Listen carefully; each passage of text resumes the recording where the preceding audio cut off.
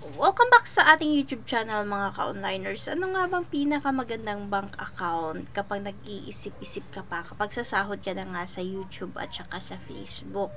So, isang bank account lang yung ginagamit ko and ang bangkong ito ay AUB. Kung familiar na kayo sa tinatawag na Hello Money, yun yung nililink ko sa aking AdSense account and also sa aking payout account dito naman sa Facebook. So, ang Hello Money kasi, hindi siya nagkakaltas. Meron siyang kaltas, pero hindi ganun kalaki. Unlike sa BDO, ginamit ko noon is BDO, more than 600 talaga yung kinakaltas ni BDO. Pero kay Hello Money talaga, as in, sense lang yung makukuha niya na kaltas sa sasahurin mo. And napakaganda niya pa talaga kasi pwede siyang i-transfer sa any wallet and any bank account natin. And wala talaga siyang kaltas maliban sa service fee na 8 pesos lamang. Sa mga nagtatanong bakit BDO ako noon and bakit nag-switch ako sa AUB or Hello Money.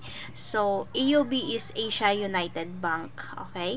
So, bakit nag-switch ako? Kasi nga naman, nagkaroon ako ng delay sa sahod ko last January 2023 ba yon? Or December, hindi ko na ma-remember, December 2022 or January 2023.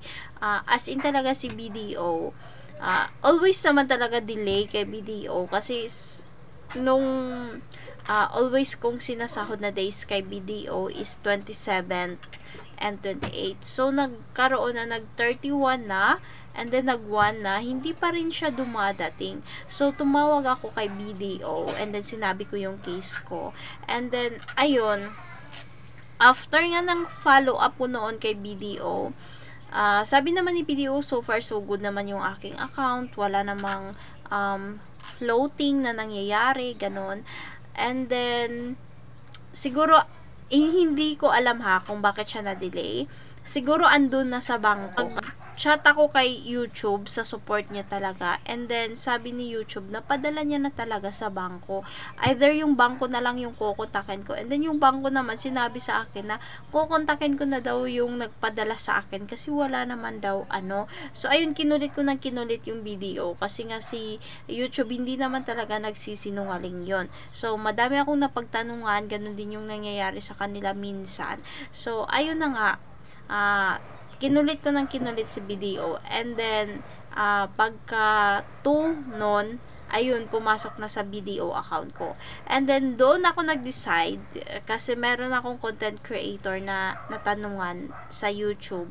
Sabi niya, magandang gamitin daw si Hello Money. So, nag-try ako. Until now, ginagamit ko siya sa sahod ko kay YouTube. And, wala talagang palya. Every 23rd and 24th of the month talaga dumadating sa Hello Money account ko yung sinasahod ko sa YouTube. So far, hindi pa naman ako nagkakaroon ng sahod kay Facebook. Sana naman pagbigyan tayo ng Facebook at pasasahurin din tayo mga ka-onliners. So, I hope talaga na makakasahod tayo kay Facebook.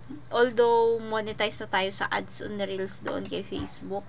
And, yun nga, sobrang liit pa lang naman kasi ng kinikita natin and wala pa rin naman tayong masyadong viewers. So, yun lang mga ka-onliners yung isi-share ko sa inyo. Maganda talaga na gamitin sa bangko ngayon is si AUB, Asia United Bank, and then Hello Money. Ayan.